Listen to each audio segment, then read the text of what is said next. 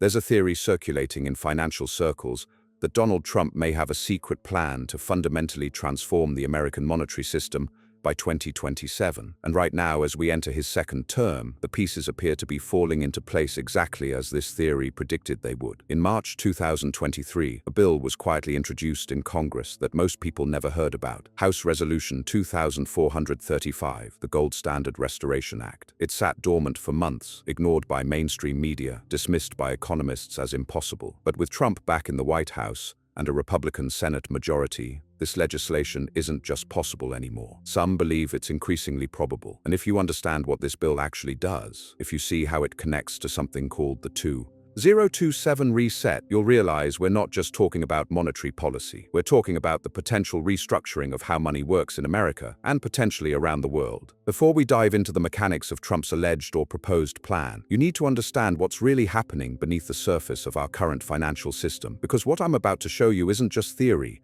It's documented legislation, public statements, and economic data that paints a picture most people aren't seeing. The Gold Standard Restoration Act isn't some fringe proposal. It was introduced by Congressman Alexander Mooney from West Virginia, and it lays out a detailed roadmap for returning America to gold-backed currency. But here's what makes this different from previous attempts: the timing, the political alignment, and most importantly, the global economic pressures that make a monetary reset not just possible, but to many analysts, increasingly likely. Let me walk you through what this bill actually says, because the language is specific and the implications are staggering. Under House Resolution 2435, the U.S. Treasury would be required to define the Federal Reserve note dollar in terms of a fixed weight of gold. Not gold certificates, not gold-backed securities, but actual physical gold. The bill mandates that this conversion rate would be based on the closing market price of gold on the day the legislation takes effect. So if gold closes at $1,500 per ounce, that becomes the permanent peg. Every dollar in circulation would represent a specific fraction of an ounce of gold,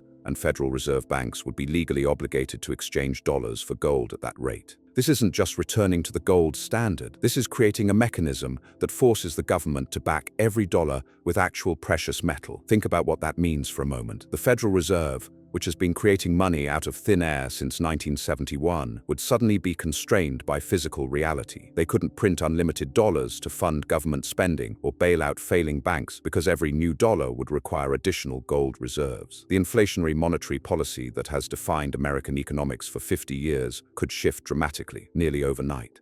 But here's where the theory gets interesting and where most people miss the bigger picture. Trump's support for returning to gold isn't new. During his first presidency, he made public statements calling a return to the gold standard wonderful. He nominated Judy Shelton to the Federal Reserve Board, an economist who has been advocating for gold-backed currency for decades. And now, with Project 2025 providing a detailed blueprint for his second term, the monetary transformation isn't just theoretical anymore. It's considered by supporters to be strategically viable. Project 2025, despite Trump's public disavowals, contains an entire chapter dedicated to Federal Reserve reform, written by Paul Winfrey, who was part of Trump's original transition team. This chapter doesn't just suggest minor tweaks to monetary policy. It calls for the potential elimination of the Federal Reserve System and a return to what they call free banking, backed by commodity money. The proposals are listed in what Winfrey describes as decreasing order of effectiveness against inflation and boom and bust cycles. At the top of that list is abolishing the Fed entirely and returning to gold-backed currency. Now, you might think this sounds impossible. The Federal Reserve has controlled American monetary policy since 1913.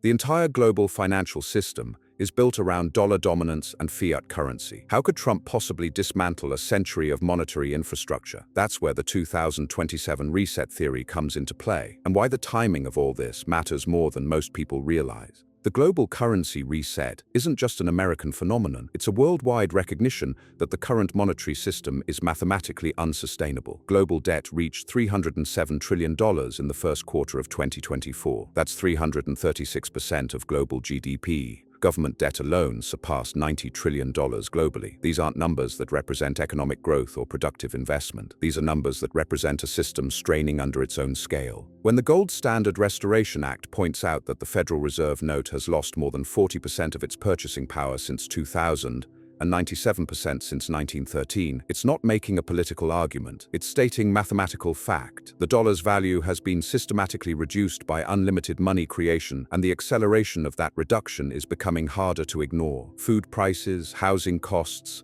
healthcare expenses, all rising faster than wages because the currency itself is being debased. But the 2027 reset theory suggests this isn't accidental, but rather a potential strategic adaptation. The idea is that global financial authorities recognize the current system is ending, and they're positioning for a controlled transition rather than chaotic collapse. Central banks have been accumulating gold reserves at record rates. Countries like Russia and China have been reducing their dollar holdings and increasing gold purchases. Even the Bank for International Settlements, often called the central bank of central banks, has been quietly advocating for monetary reforms that sound remarkably similar to what Trump's legislation proposes. Here's what makes the theory compelling. If you were going to transition from a debt-based fiat system to a gold-backed system, you wouldn't announce it in advance. Currency crises happen when confidence breaks, and confidence breaks when people see the transition coming. Instead, you'd need to prepare the infrastructure quietly, position the right people in power, and create the legal framework for implementation. Then, when the moment arrives, when the current system reaches its breaking point, you'd have the tools ready for immediate deployment. The Gold Standard Restoration Act isn't just legislation sitting in committee. It's a loaded gun, waiting for the right crisis to justify its use. And with global debt levels unsustainable, inflation pressuring middle-class families, and geopolitical tensions challenging dollar dominance, that crisis might be closer than anyone expects. The crisis is already manifesting in ways most people don't recognize. Look at what's happening in international trade right now. Saudi Arabia, America's longtime ally, has been accepting Chinese yuan for oil payments. Russia and China are conducting bilateral trade in rubles and yuan, completely bypassing the dollar system. The BRICS nations are developing alternative payment systems designed to reduce dependence on American financial infrastructure. These aren't just diplomatic gestures. These are structural changes that undermine the foundation of dollar dominance. When countries stop needing dollars for international trade, when central banks stop holding treasury bonds as reserves, when the petrodollar system that has supported American monetary policy since the 1970s begins fragmenting, the Federal Reserve effectively loses its ability to export inflation globally. Suddenly, all those trillions of dollars that have been circulating overseas come flooding back to America. That's not theoretical, that's basic monetary mechanics.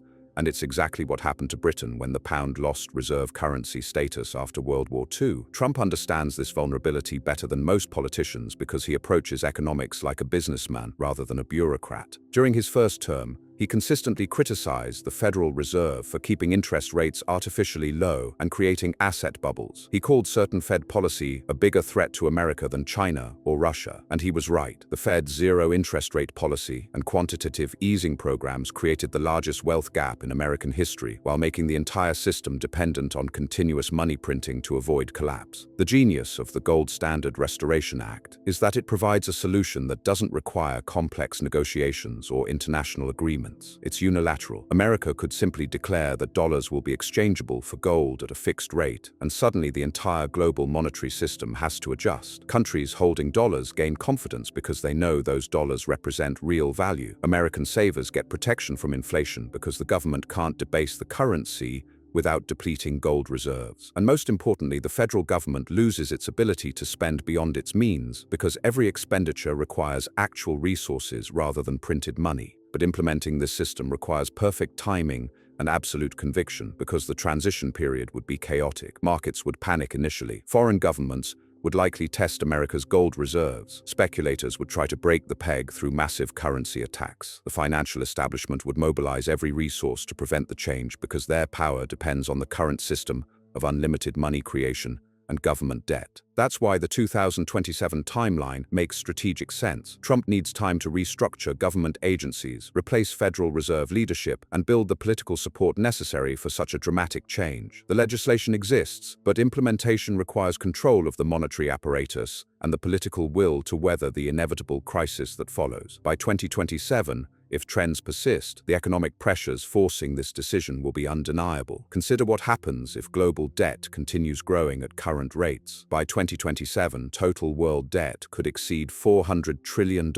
Interest payments alone would consume increasing percentages of government budgets, leaving less money for infrastructure, defense, or social programs. At some point, mathematically, the debt becomes unpayable, even with unlimited money printing, because the currency itself loses credibility faster than new debt debt can be created. This is where Trump's business background becomes crucial. He's filed for bankruptcy multiple times and understands that sometimes you have to restructure completely rather than continue pretending the current system works. The Gold Standard Restoration Act isn't just monetary policy, it's economic restructuring scaled to a nation rather than a corporation. Instead of continuing to service unsustainable debt with worthless currency, America would essentially declare monetary bankruptcy and emerge with a sound money system backed by real assets. The international implications would be staggering. Countries holding large dollar reserves would face a choice: accept the new gold-backed system and maintain their dollar holdings, or dump dollars and trigger the very crisis that justifies implementing gold standard immediately. Either way, America wins. If foreign countries accept the new system, dollar dominance continues under sound money principles. If they reject it and dump dollars, the resulting crisis provides political cover for the monetary reset. China represents the wild card in this scenario. They hold massive dollar reserves but also possess significant gold holdings. A return to gold standard would benefit countries with large gold reserves while punishing those dependent on debt-based growth models. China has been preparing for this possibility by accumulating gold and reducing dollar exposure, but they're still vulnerable to a sudden monetary transition.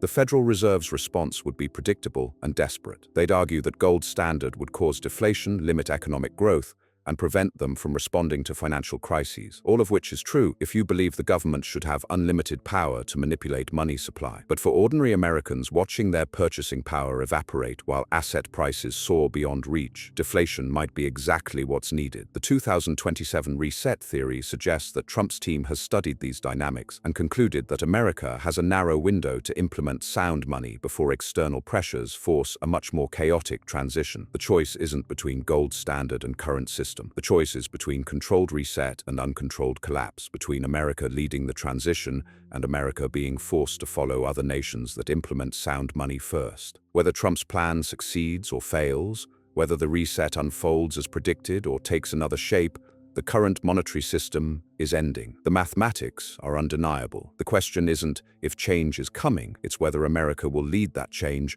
or be swept away by it. The Gold Standard Restoration Act sits waiting, and the clock is ticking toward 2027.